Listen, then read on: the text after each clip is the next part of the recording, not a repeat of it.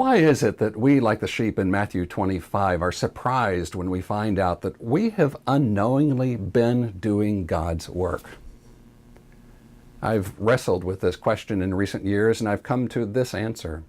We remain unaware of the fact that God is at work in and through our daily activities, because when we gather, we don't name, affirm, and equip one another for our scattered ministries. Instead, we focus on the gathered church and our gathered ministries. Martin Luther spoke to this tendency in an Advent sermon in 1522.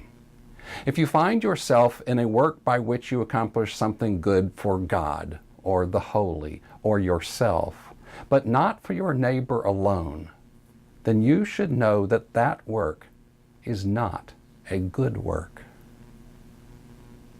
What's going on here?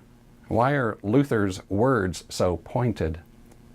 Gustav Wingren wrote the definitive book on Luther's understanding of vocation.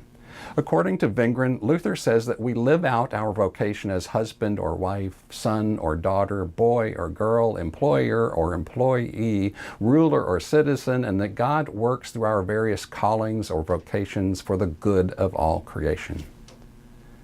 Wingren is clear that our vocations are not a matter of salvation. In fact, that is why Luther reacted so strongly to works righteousness. Wingren is clear that faith and love move in different directions, even while remaining in organic unity. In short, while faith moves life's center from earth to heaven, love moves life's center from heaven to earth. That pair of statements causes me to think of bungee jumpers. If you're willing to take this leap with me, I propose that Christians are a lot like bungee jumpers, oscillating back and forth from faith to love. What is not apparent with bungee jumpers is that while they're moving downward, another force, the elastic in the bungee, is beginning to exert more and more pressure until finally jumpers are propelled upward again. Then as they soar upward, yet another force, gravity, begins to exert more and more influence until they are pulled downward again, over and over again. So it is with faith and love. Only this metaphor works best if we think not in up and down terms, but in back and forth or in and out terms. God calls us to worship week after week to find forgiveness, to hear God's word, and to grow in faith. But even as we're moving toward God in faith, another force, love, is tugging at us, even propelling us back into the world to love and serve our neighbor. This point may seem abundantly clear. We have been involved in this in and out movement for centuries. It's so familiar that we hardly even notice it. Yet we act as if the movement toward heaven, faith, is all that really matters.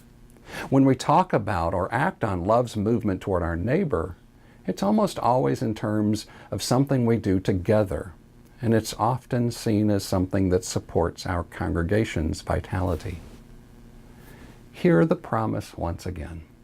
When we learn to support and affirm our scattered ministries at least as well as our gathered ministries, we will find that ministry expands exponentially, that leading such a church is infinitely more exciting and rewarding, and that our congregations will find new purpose and vitality. Your on-site leader will give you a list of factors to discuss. You'll likely find that the left column is more familiar than the right. Talk about where your congregation falls on this two-dimensional spectrum and how you might begin to see and shape your current activities in order to better support the scattering.